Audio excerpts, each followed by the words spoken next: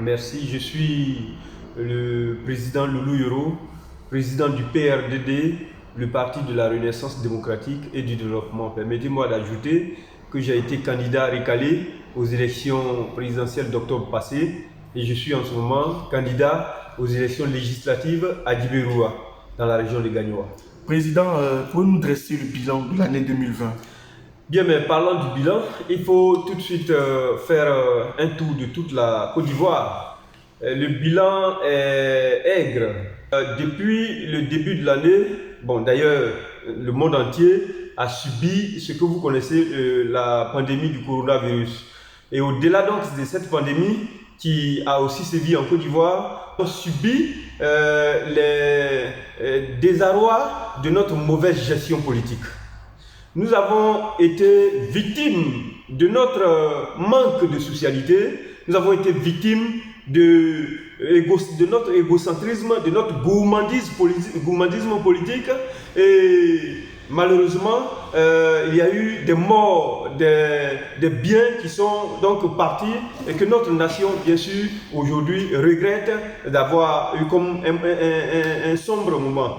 De ce bilan, il faut ajouter que le politique en Côte d'Ivoire est facteur de ce qui est arrivé à notre nation. Je voudrais le dire en toute honnêteté, quand on veut la réconciliation, quand on veut la paix, quand on veut aller loin, on aménage bien sûr notre monture. On ne peut pas vouloir construire une nation.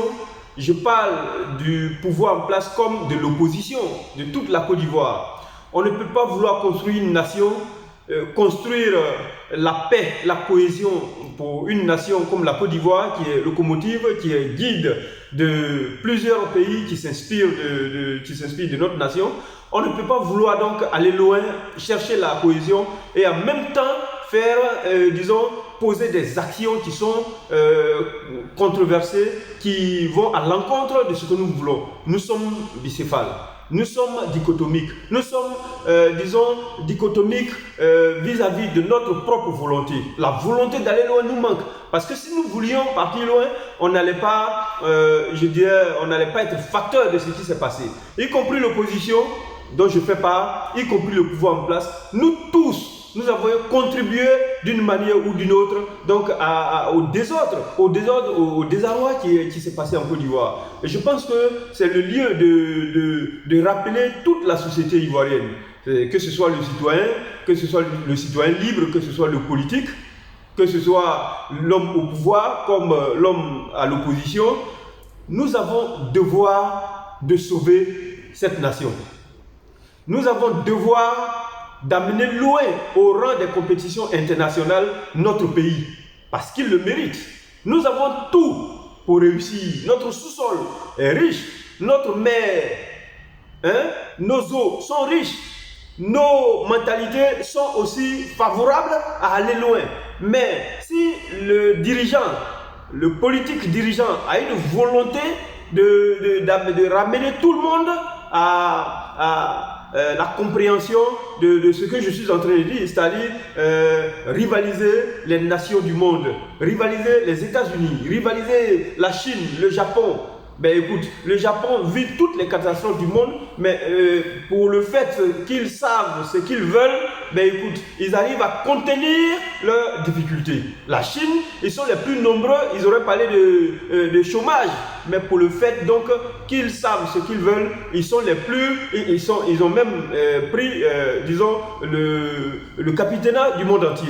La Côte d'Ivoire peut aller plus loin si nous avons une bonne volonté. Alors la conclusion, c'est que le bilan n'a pas été du tout bon.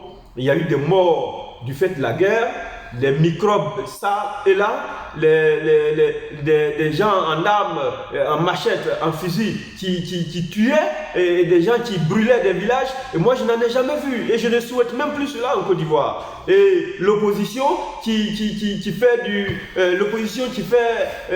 a une position bicéphale, carrément controversée contre elle-même, tantôt elle critique le pouvoir, elle persécute comme il ne se doit pas, et tantôt elle est avec le pouvoir, tantôt elle rase les murs, tantôt elle est à des endroits où il ne faut pas être. Aujourd'hui, l'opposition, le FPI dit qu'ils vont aux élections, alors que les institutions qui sont en train de critiquer, les méthodes qui sont en train de critiquer ne sont pas encore réglées. Bon, nous ne comprenons pas tout ça. Alors moi, je ne souhaite même pas accuser le pouvoir seul. J'accuse tous les Ivoiriens. Et il faut que les Ivoiriens prennent conscience de là où ils ont été en retard. Et il faut que les Ivoiriens savent que les Ivoiriens ont besoin d'aller plus loin que ça. Président, pouvez-nous dresser, donner vos perspectives pour 2021? Mais nos perspectives 2021, c'est d'abord les législatives, dont moi je suis membre, participant, si vous voulez, contributeur pour juste la paix en Côte d'Ivoire, mais aussi pour que le PRDD, le Parti de la Renaissance démocratique et du développement, que je dirige et dont je suis fondateur, pour que ce parti prenne sa place effective dans l'échiquier de la politique nationale et internationale. Je suis donc candidat à Djiberoua. Face à moi, 10 autres candidats, je crois que d'autres vont encore s'annoncer. Nous sommes presque 10. Il y a une qui est au pouvoir et qui est, je vais dire, candidat du RADP. Il y a le FPI, il y a le PRDD et il y a d'autres. Mais je vais les battre. Pourquoi? Parce que la vieillesse, la vieille classe, je le disais toujours à des amis ministres, que la vieille classe, c'est celle qui est actuellement là. Après cette classe, c'est la jeunesse qui va envahir le terrain. Et rendez-vous compte, je parle à tous mes parents de Djiberoua. Sachez que je viens pour prendre le pouvoir parce que nous avons un bataillon blindé de jeunes avec qui nous avons fait le collège à Djiberoua, le lycée à Djiberoua, l'université en Côte d'Ivoire. Tous ceux-là sont décidés à venir arracher le pouvoir législatif à Djiberoua pour le remettre à Loulou Yoro, qui est un jeune pour ses parents, qui a encore la crainte de ses parents, qui peut mieux les écouter, qui peut mieux les servir. Moi, je ne peux pas comprendre que Djiberoua ait été sous-préfecture depuis 1961, au même titre que Yamoussoukro, au même titre que Abidjan, au même titre que Bouaké et Daloa, et que Djiberoua soit resté sous-préfecture encore jusqu'aujourd'hui. C'est inadmissible. Djiberoua n'a-t-il pas eu des cadres? Moi, je pense que c'est de la lâcheté de nos cadres, sinon de nos ambassadeurs, c'est-à-dire les maires et les députés que nous avons toujours mis au pouvoir. C'est de leur lâcheté que Djiberoua est resté ici.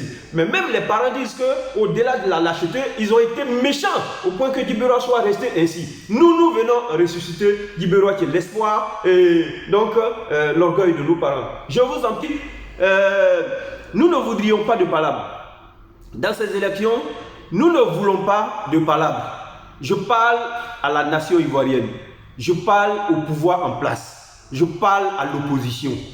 Dans cette élection législative, nous ne voulons pas de palabres, chers Ivoiriens. Des élections dans l'intelligence, des élections dans la paix, des élections dans l'idéologie propre, dans la réflexion et non pas dans les bâchettes, non pas dans les fusils, non pas dans les tricheries. Ceux qui comptent tricher, ils vont nous trouver sur leur chemin. Parce